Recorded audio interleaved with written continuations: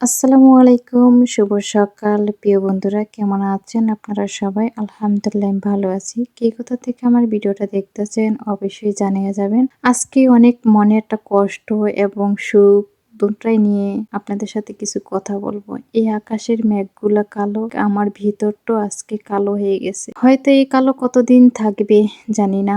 এই আকাশের রং হয়তো যাবে অনেকখানি দূরে, কিন্তু আমার তো কষ্ট হবে এই কালো দাগ সরাত। তো দীর্ঘদিনের চেনা জায়গা, দীর্ঘদিনের থাকা জায়গা, দীর্ঘদিনের সবকিছু ছেড়ে চলে যেতে হবে। আমার প্রিয় বাংলাদেশ, মাতৃভূমি, দেশ, জন্মস্থান, দেশ চলে যেতে হবে। তাই এই কথাটা যখনই শুনছি তখনই আমার ভিতর হুহুকার করে কেঁপে উঠল। কারণ আমি দেশে যে যাব, আমার মনেই এতদিন হয় নাই যে আমি দেশে যাব যাব যাব বলছি, সবকিছুই বলছি, কিন্তু কখনই আমি যাব আমার মনেই হয় নাই। কিন্তু আজকে আমার কেন জানি এতটাই মনে হয়ে গেল যে আমি দেশেই চলে যাচ্ছি। প্রিয় আর্দিহুরকেও রেখে চলে যাচ্ছি, প্রিয় ম্যাডাম মিস্টারকে রেখে চলে যাচ্ছি। খুব কষ্ট নিয়ে আজকে আপনাদের সাথে কথাটা শেয়ার করব। কিছুটা সুখের হলেও কিছুটা দুঃখের। কারণ আজকের যখন খবরটা শুনতে পেলাম, আমার ভিতরটা এমন মোচড় মারছে, আমি থাকতে পারিনি। মানে আমার নিজের চোখ দিয়ে ঝরঝর হয়ে পানি পড়ে গেল গা। এই বাড়িটাতে আমি দীর্ঘ 8টা বছর কাটিয়ে দিলাম, আলহামদুলিল্লাহ। তবে এই বাড়ির চারোপাশ আমার হৃদয়ে গাথা, এই বাড়ির মানুষগুলো আমার হৃদয়ের গাথা, এই বাড়ির যত কাজ কাম যত যা আছে সবগুলো আমার হৃদয়ে গাথা আছে। এই বাড়ির মানুষটিকে আমার ছেড়ে চলে যেতে হবে, এটা ভেবে আমার ভিতরটা মনে ফেটে যাচ্ছে। আর আজকে 30 রমজান, এই রমজানে আমার সুখবরটা আসছে। আমি আগামী 30 রমজানে আজকে 30 রমজান, তাই না? আর এই মাসের 30 তারিখে আমি কোথায় থাকব আর কোথায়, এখন যেখানে আছি কোথায় থাকব? যাই হোক, এই বাড়ির মানুষটিকে ছেড়ে চলে যাব, সুখবর এটাই কনফার্ম হয়ে গেলাম যে আমি ছেড়ে চলে যাব। অর্দিহুর সবচেয়ে বেশি মিস করবো আমি অর্দিহুরকে।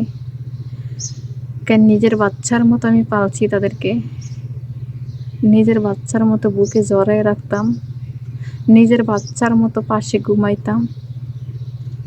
আমাকে যখন আম্মা বলে ডাকতো, এই দুইটা মাইয়াকে আমার মন থেকে, আমার হৃদয় থেকে মুছতে বহু দিন যাবে।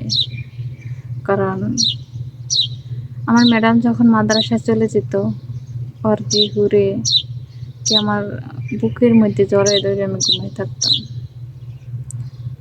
যখন আমাকে একজন মাকে যেরকম বাচ্চা ডাকতো, ঘুম থেকে উঠে আমাকেও সেম ডাকতো, আম্মা আম্মা আম্মা আম্মা করে ডাকতো আমাকে। কখনো বাচ্চারা এখন হয়তো আমাকে নাম ধরে ডাকে, কিন্তু আমাকে কখনো তারা কোনো দিন আমাকে আম্মা ছাড়া ডাকতো না। আমি এখনো তাদেরকে আম্মা, আমিও আম্মাই ডাকি। এই আম্মা ডাকটা হয়তো আমি আর কখনোই শুনতে পাবো না। এই আম্মা ডাকটা কখনোই আমি আর বলবো না, আমিও বলবো না। ওরাও ভুলে যাবে, ওরা তো অতি সহজেই ভুলে যাবে। কখনো আমার জন্য কষ্ট ওদের ভিতরে হবে না, কিন্তু আমার তো ভিতর পুড়ে যাচ্ছে। আমি যে ছেড়ে চলে যাব, আমি যে দুইটা বাচ্চাকে খুব আদর করে পালছি, আমার খুব কষ্ট হয়। আমি অর্ধেককে ছেড়ে চলে যাব।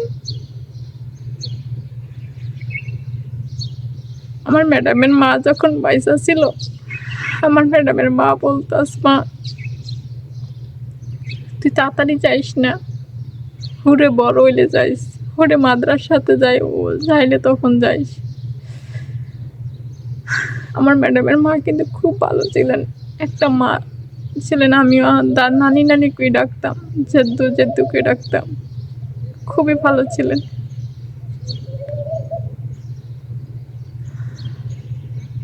তো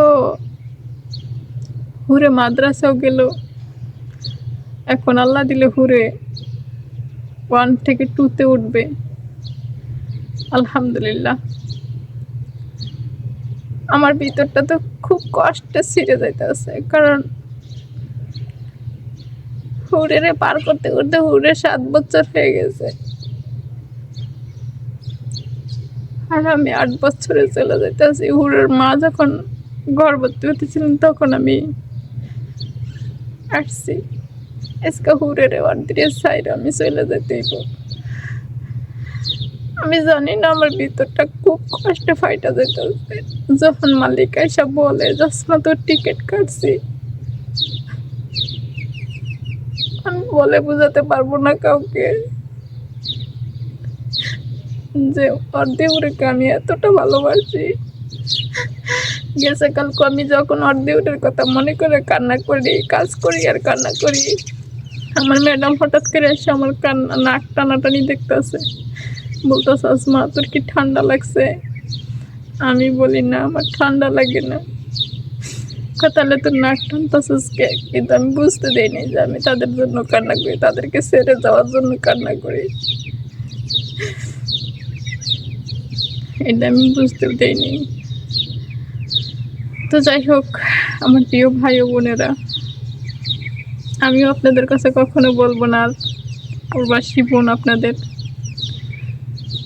আর আমিও প্রবাস ছেড়ে চলে যাচ্ছি। তবে প্রবাসী ভাইদেরকে স্যালুট, প্রবাসী বোনদেরকে স্যালুট জানাই যাই, প্রবাসের মায়া ত্যাগ করে চলে যাই, কারণ আমাদের বাংলাদেশটাই আছে প্রবাসীর উপরে বেঁচে। আর প্রবাসীদেরকে অসংখ্য ধন্যবাদ, তাদের এত কষ্ট বুকে জমা রেখেও আমরা পরের দেশকে উন্নত করি, আমাদের নিজের দেশকে উন্নত করি, কিন্তু আমরা সেই উন্নত জায়গা ভালোবাসা আর পাই না।